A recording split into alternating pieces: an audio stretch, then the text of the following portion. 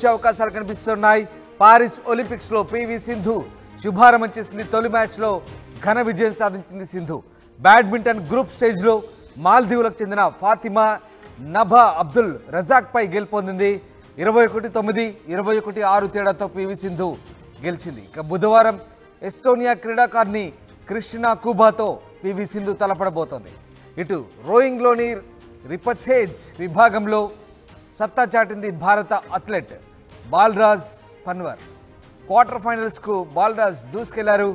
భారత్కు ఇవాళ ఇంకా మెడల్స్ వచ్చే అవకాశం కనిపిస్తోంది. ఇప్పటికే మను భాకర్ 10 మీటర్ల ఎయిర్ పిస్టల్ విభాగంలో కాంస్య పథకం సాధించింది. అటు ఆర్చరీలో అంకిత, భజన్ కౌర్, దీపికా కుమారి పథకాల వేటలో ఉన్నారు. పారిస్ ఒలింపిక్స్లో భారత బ్యాడ్మింటన్ స్టార్ పివి సింధు సత్తా చాటింది. తన తొలి మ్యాచ్లోనే విజయ ఢంకా మోగించింది. మాల్దీవులకు చెందిన క్రీడాకారునిపై సునాయాసంగా గెలుపొందింది. సింధుకు రజాక్ ఏమాత్రం పోటీ ఇవ్వలేకపోయింది. కేవలం 29 నిమిషాల్లో వరుస గేముల్లో విజయం సాధించింది పివి సింధు. ఇక బుధవారం ఎస్తోనియా క్రీడాకారిణి క్రిస్టినా కూబాతో ఆమె తలపడబోతోంది. అయితే ఇలాగే ఆమె విజయాలు సాధించాలని, గోల్డ్ మెడల్ గెలవాలని అభిమానులు ఆకాంక్షిస్తున్నారు. ఇటు భారత క్రీడాభిమానులంతా కూడా కోరుతున్న పరిస్థితి. మరోవైపు రోయింగ్లోని రిపచేజ్ విభాగంలో భారత అథ్లెట్ బాలరాజ్ పన్వర్ సత్తా చాటాడు. రెండో రౌండ్లో అద్భుత ప్రదర్శనతో క్వార్టర్ ఫైనల్స్కు దూసుకెళ్లాడు. మొనాకో అథ్లెట్ క్వింటిన్ తొలి స్థానం సాధించగా రెండో స్థానంలో బాలరాజ్ క్వార్టర్కు దూసుకెళ్లాడు. ఈ నేపథ్యంలో ఖచ్చితంగా పథకం ఖాయంగానే కనిపిస్తోంది.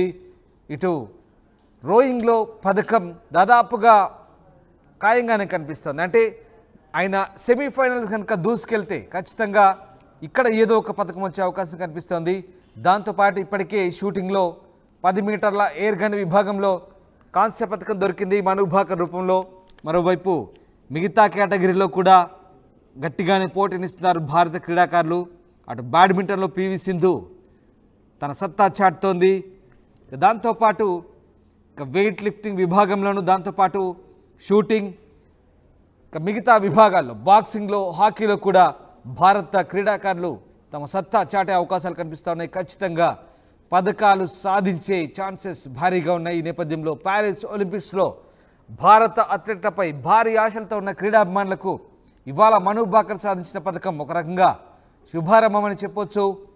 అటు పివి సింధు కూడా ఇవాళ తొలి మ్యాచ్ గెలిచి సునాయాసంగా నెక్స్ట్ స్టేజ్కి వెళ్ళింది. మాల్దీవులకు చెందిన ఫాతిమా నభా అబ్దుల్ రజాక్పై ఆమె గెలుపొందిన పరిస్థితి.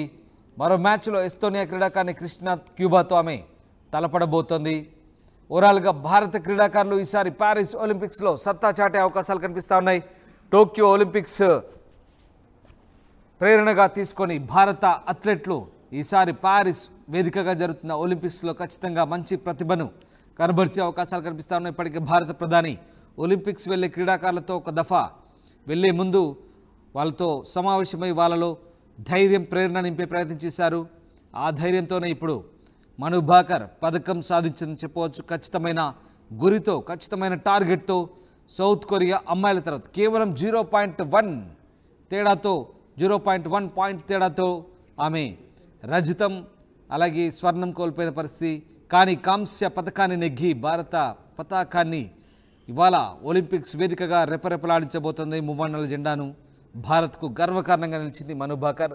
హర్యానాకు చెందిన మను భాకర్ అతి పిన్న వయసులో 22 ఏళ్ల వయసులోనే ఒలింపిక్స్లో మెడల్ సాధించిందని చెప్పవచ్చు. ఈ రకంగా ఆమెకు తొలిసారి పారిస్ ఒలింపిక్స్లో తొలి మెడల్ భారత్కు దక్కించిన ఘనత మను భాకర్కి దక్కింది.